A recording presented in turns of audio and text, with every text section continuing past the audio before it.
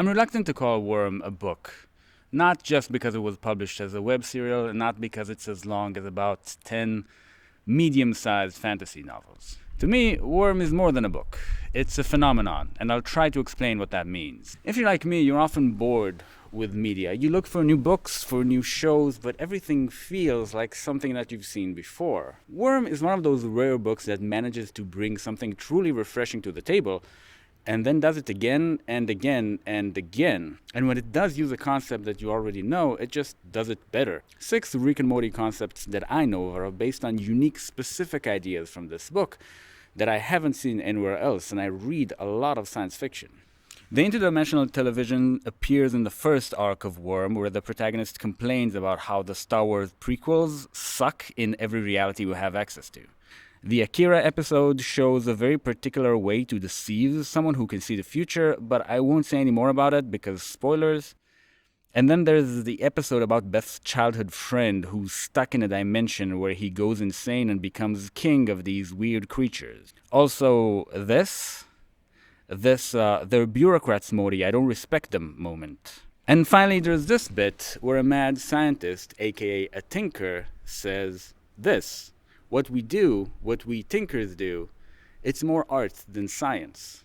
Sounds familiar, don't it? The first chapter of Worm came out in 2011, and the last on November 2013, which is a para-human writing pace, even without considering that the author, Wildbow, was working construction at the time. Rick and Morty began airing on December 2013, 1 month after the last chapter of Worm came out. I'm 95% sure that someone on Rick and Morty's writing room was one of the original readers of Worm, reading the chapters as they came out.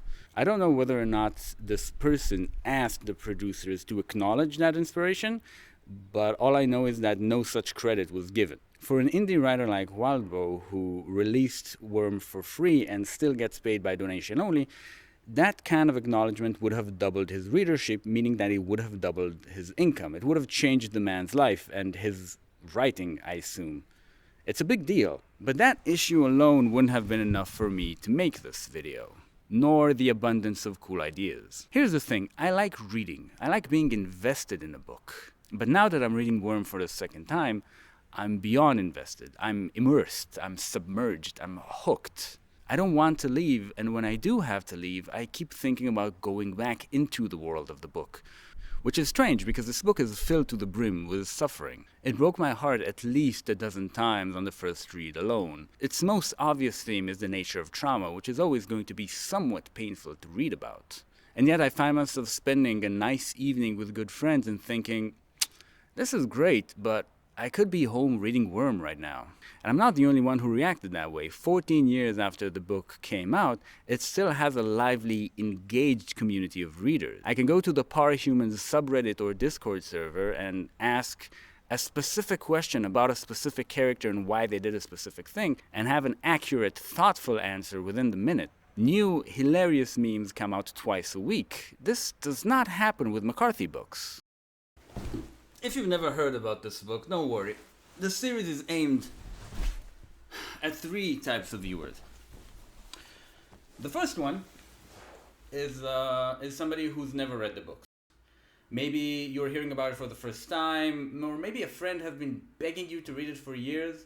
Maybe you even gave it a shot and found that it wasn't your thing, like I did. The first time I tried reading it, I didn't get through the first chapter. I thought there was something off in the narrator's voice, and if a friend hadn't convinced me to treat that as a clue instead of a mistake, I'd be making very different videos right now, and writing very different stories myself. If you are this first type of viewer, I'm not going to try to convince you to read this book. What I will do is share with you some of the things that make this story so influential and unique, what I think can be learned from it, and why I love it so much, even though I'm so sick of the superhero genre in general. And oh yeah, I guess I should mention that Worm is a book about superheroes, or more accurately, about supervillains. I'm going to arrange this series of videos so it follows the plot, limiting the spoilers in each video to the specific part that I'm talking about. In the earlier videos, the spoilers are going to be very mild, and in the later ones I'm going to reveal crucial twists. This introduction video is going to be mostly theoretical about the principles that make this book such a masterful reconstruction of the superhero genre. No, not like The Boys, and I'll explain why. The next video is going to loosely cover the first 5 or 10% of the book. We'll see. The second type of viewer is someone who did read the book and fell in love with it, like I eventually did. When my friends and I read Worm together years ago, we'd find ourselves spending whole evenings dissecting the minutiae of the superpowers, the tactics. We'd talk about how every fight is like a puzzle that you solve along with the protagonist, and we discussed our own solutions, like how we would use the ability to control a swarm of bugs in order to attack a fire-breathing, regenerating colossus. And we thought that's why we loved it. But I don't think that's the only reason. Reading it a second time, I see there are a lot of elements working under the surface, making you, the reader, connect to the characters and react viscerally to the action. I want to understand the tools that give this book such an emotional impact. How does it always have this insane forward momentum that makes you feel like you're holding onto a live wire in your hands and you just can't let go? Why do I still tear up at the exact same points that I did last time, even though I know what's coming? Why does every single character, and there are a lot of characters, feel so unique and real and deep, whether they're villain or hero, protagonist, antagonist, or like just a dude? Why is the horror so horrifying, and how is the heartbreak made to be so heartbreaking? And the question I'm most passionate about, can this power be learned? I think so. And I can say that because I've begun learning it. I think my writing improved immensely just from reading this book. Without even deciding to, after reading Worm, I kind of took upon myself the commitment to make every character as real as I can make them, to make them a person going through a journey and not just a tool, and to take the horror further than the reader expected it to go and further than I was comfortable taking it, which made it, horrifying, which is the point. It also opened up my appetite for progressively less reliable narrators, which probably led me to write my best work. I don't want to copy the surface level ideas, but to understand as much as I can Wildbow's toolbox and why it works, and implement it in stories that have nothing to do with mad scientists or parallel universes or clones. I've roughly drafted the next 4 videos of this series, and already I feel like I have a much better understanding of this refreshing approach to the very concept of storytelling. It took, like most things worth doing, a surprising amount of work. But the fact that I've done the work doesn't mean that I'm not in the author's debt. I obviously am. Dude, if you're reading this, thank you. Reading this book didn't just make me a better writer. It made me a better person, and I can honestly say that. It helped me forgive people that I hadn't thought that I'd be able to forgive. And that is not a matter of literary technique alone. Which brings me to the next viewer. The third type of viewer is somebody who read Worm, loved it, and felt like they were being told something, like a great truth was communicated to them, though they might not be sure exactly what. For that viewer, I'd like to try and put into words what deep, important truth was communicated through this book. I'd like to present Worm not as a story about supervillains with pretty good philosophy behind it, but as a historically significant work of philosophy that expands upon the works of Fred Nitz, Carl Jung, and I'd even go as far as to say Lao Tzu. Or maybe the Bhagavad Gita is more correct. We'll find out together. Takes all of these works of philosophy and unifies them into one argument that's 1.6 million words long. That's about 3 times as long as the entire Lord of the Rings trilogy. When a book is that long, it has time to present many different themes. Worm deals with trauma, the nature of power, self-deception, nihilism, morality as strategy, and the decision to let yourself die so something better can come into being in your stead. I'm going to posit that these seemingly separate themes all in fact coalesce into one grand theme, the existence of God. Bold claim, I know, but I'm pretty sure I can make it stick. Again, we'll find out together, I guess. If you're the first type of viewer, meaning that you haven't read Worm, you might wonder why it's not more well-renowned. There are several reasons. This book is, to quote one of the characters, violent, intense, and lonely. In the words of the author, readers looking for content warnings should give it a pass. There is a lot of suffering in this book. There are several reasons why this is crucial to making it what it is, and we'll go over some of them in future videos. In this one, I'll limit myself to a single point, which is the particular human experience that this book depicts. And that is the experience of heartbreak. Not over any specific thing, but a heartbreak over the way things are. It's about that deep grief you feel when a promise that was made by the world is broken, and how you can find the strength to keep going despite it. For readers whose heart has been broken that way, reading this book provides a great opportunity for catharsis, perhaps even healing. If you haven't had your heart broken that way, first of all, good for you. But also, you might have friends who have. Friends you never quite understood, who seem negative about everything and quote-unquote self-destructive. If you want to understand why people who have been hurt keep ruining their own lives, this book, and to a lesser degree this series of videos, might be for you. Another reason Worm isn't terribly well known is that it's a web novel, a format that isn't usually associated with quality. It also never saw a professional editor, just readers pointing out typos. So although this book has at its core an idea that I've never seen anywhere else, let alone executed so brilliantly, it's not perfect. In many ways it should be regarded as a late draft by a genius author, though the prose is significantly better than that might suggest. So I want to be clear when I say that when I want to learn from the parts of this book that in my opinion didn't work, I do mean that with the utmost respect. When I approach this work, I'm doing so with the reverence and wonder of an aerodynamics engineer watching an osprey in flight, hoping to ever design something half as beautiful and ferocious. Are you pumped up yet? Let's begin. And reconstructing the superhero genre. Standing on the shoulders of fellow analyst Jay Maniac, I'd like to kick things off by talking about the importance of reconstruction and deconstruction through a series of examples. I loved the X-Men comics as a child and I really liked the movies, but now I can't really enjoy that world anymore. Don't take it as an affront if you do love the X-Men canon. I have trouble enjoying most media. A lot of things bother me, and the thing that bothers me the most in X-Men is Professor Charles Xavier. Let me explain. When I was a teenager, I enjoyed complaining.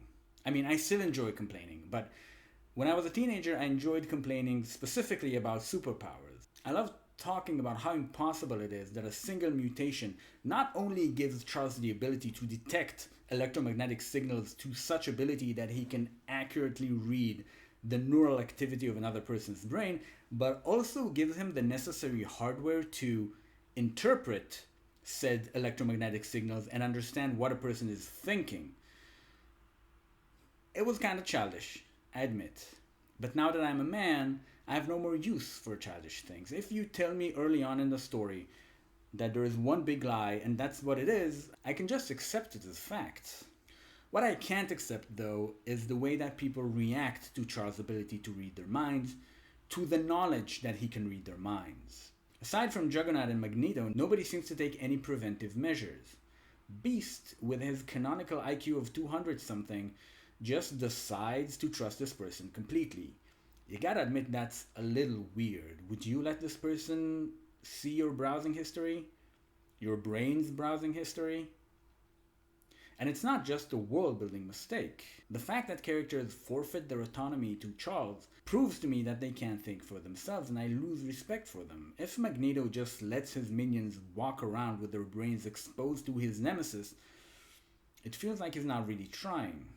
Xavier does deal with the stress that comes from never abusing his powers, and he does it in a very Jungian way, or maybe very Freudian way, I don't really know. But it comes so late in the plot, it feels like the creators just didn't want to acknowledge how absolute power corrupts. Hint, absolutely. The creators of The Boys, on the other hand, really wanted to talk about corruption, and they did it by making Superman a sociopath in the service of the soulless capitalistic machine. Which is valid, but it felt like they were projecting an image that they already had, and not like they were honestly exploring what power like that would do to a person. Watchmen was more on point in my opinion. Having power drives many of the characters into abysses of moral relativity scarier than any villain. It's one of my favorite graphic novels. But it doesn't really feel like a superhero story. It feels like a story about a couple of deeply disturbed individuals in costumes and an alien. It's great, but it doesn't have the things that I enjoyed in X-Men in the first place. These are examples of deconstruction. They examine an existing premise and take a new look at the way people react to the premise, be it society or individuals, and letting it take them where it will. The danger of deconstruction is making something so real that it loses what made it fun in the first place. Worm arguably belongs to the genre of rational fic, alongside works like the amazing A Practical Guide to Evil and the pretty great Harry Potter and the Methods of Rationality. The goal of rational fiction, if there is one, is to take an existing premise and keep what made it fun while remaking its rules so they don't feel as arbitrary. So when Wadbo decided to make a superpowered world for Worm, he needed to simultaneously achieve two goals. First, to make the people of this world react to the existence of powers in a way that would feel believable. And second, to keep that feeling when a superhero squares up to their nemesis, that coolness that got us into superheroes in the first place. Which brings us to the reconstruction of the powers. For the purposes of this essay, let's define reconstruction as the process of reinventing the fundamental mechanisms of a genre, in this case, the powers. The first question we need to ask about the reconstruction of the powers is why reconstruct them at all? I mean, I started this segment by saying that I'm fine with having a big lie as long as I'm told that's what it is. There are two reasons. The first reason is that they can be made to be more interesting. Let's look at a couple of examples of powers and you'll see what I mean. Oni Lee is a teleporting assassin. He's basically Nightcrawler with two knives. Not very ingenious, is it? Just one thing though.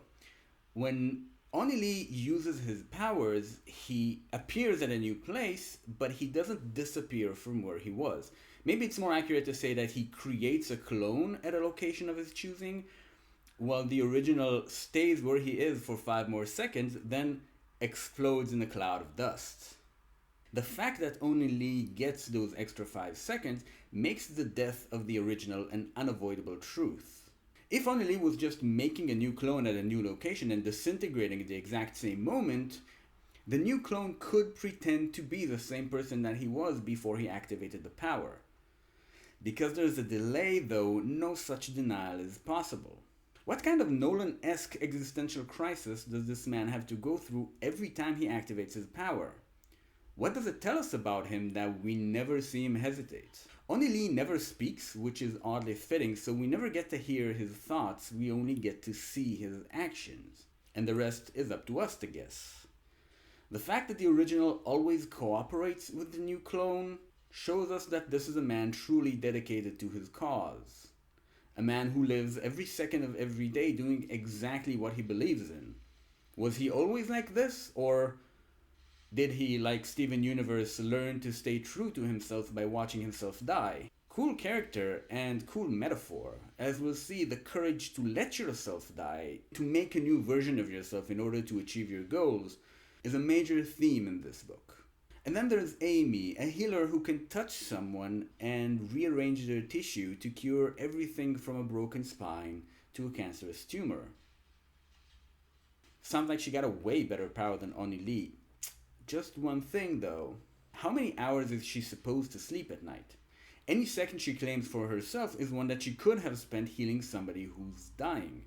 When she's not healing superheroes, she's being taken from one hospital to the next, curing ordinary people. I mean, what kind of monster would she be if she didn't, right? Like a character in a Dostoevsky novel, at some point she finds herself resenting the people that she heals because they get to live their lives and she doesn't get to live hers. She doesn't get to be a teenager, which technically she is. There's a metaphor here too. Aren't we all kind of like Amy? We could spend more of our time and money saving people's lives, but we generally don't. The difference between us and Amy is quantitative, not qualitative. The examples I've given thus far are relatively superficial. As we go deeper into the book, we're going to come across examples of powers that affect a character's cognitive ability, their mental world, to such a degree that it's impossible to say where the character ends and the powers begin. The second reason to reconstruct the powers is that their origin can be made to be a part of the plot instead of a bunch of hand-waving that we're asked to ignore, like in X-Men. In the Marvel Universe, Spider-Man, Wolverine, and Blade all exist on the same planet Earth, yet their powers have unrelated, inconsistent sources. That means that in order to accept this world as plausible, I need to accept not one big lie, but three with one more added for each new source of powers in the universe. In Worm, we are not told where the powers come from, but we see a pattern. Different people all over the world go through traumatic events and suddenly they can do things that should be impossible, like walking through walls, tearing them down, or intuitively understanding how to build a machine that would do one of those things for them. This pattern means that we are required to believe one big lie and not many. Thanks again, Jay Maniac. It also creates intrigue. The more we find out about the powers, the more we realize that there is one answer to all of the different questions that we're coming up with. I admit that part kind of is like The Boys. And the superpowers have a real-world analog as well.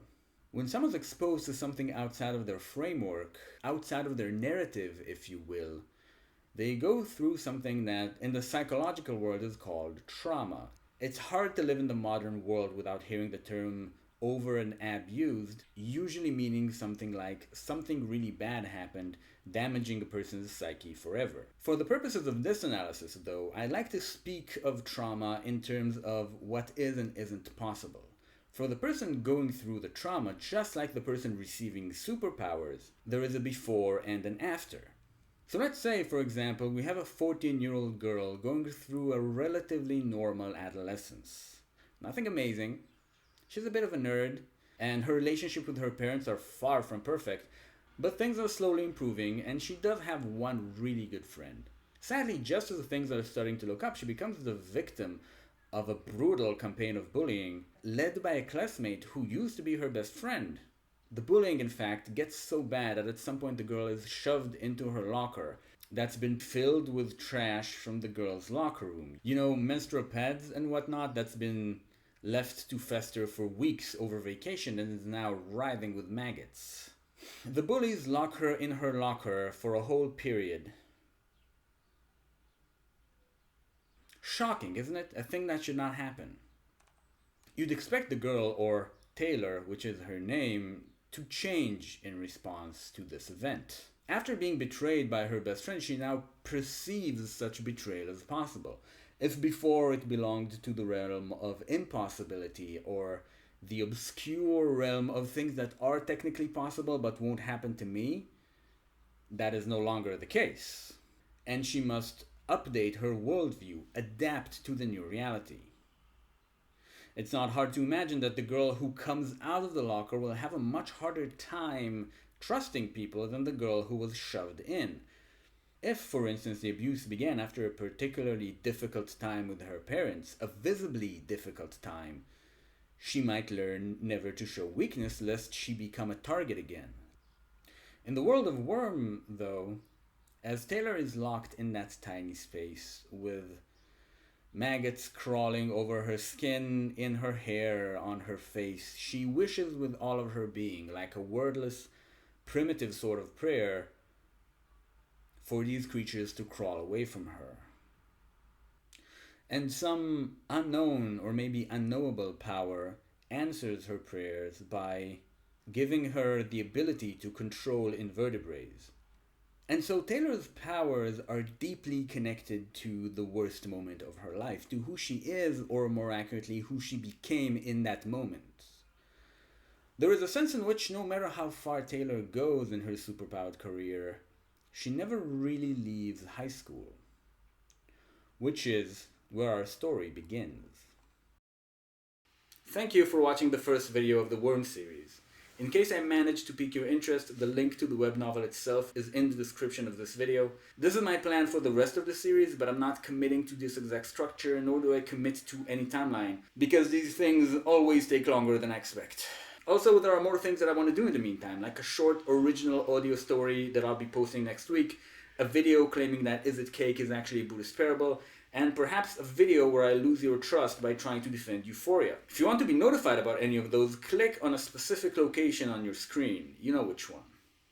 Thank you to everyone who formerly did. The week after the last video in the True Detective series came out was the most successful in my writing career. The largest number of people ever experienced my creation and communicated that they want more of it, which is the best compliment that I've ever received.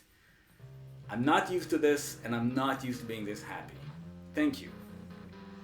Somebody asked me to open a Patreon account, which was a very nice thing to do, and like, the dude abides, but I want you to know that I'm already really satisfied with the way things are, and either way I'm going to keep making videos that I enjoy making, hoping that you'd enjoy watching them as well. If enough patrons show up, we'll start doing conference calls where we analyze media together. I mean, if you're into that sort of thing. And maybe one-on-one consultations if there's a demand. Let me know. Also, thank you to the viewers that commented in general. The positive response has been overwhelming. It's so much easier and more fun to write when you wake up in the morning and see positive responses from people who enjoy your work. This is truly amazing. Furthermore, so many useful suggestions. Some viewers commented on a whole angle of Norse mythology that I missed in the True Detective video. Others just wanted to share how scary reading Lovecraft was for them, which was not only valid, but it kind of made me want to be more clear on my next video about when am I trying to communicate a subjective truth, my experience, and when am I trying to make absolute statements about the world. I should not mix the two. The polarized comments about AI are motivating me to make a video about politics and the way we talk about politics, in which that would be a segment of. No person is an island. Speaking of which, big thanks to Elithidiot, who's one of those analysis partners that I almost never agree with on anything but come out of every discussion with just so many new insights. In this case, he gave me the keys to analyze Oni Lee as well as Emma's character. Hot take, disagreement is good, actually.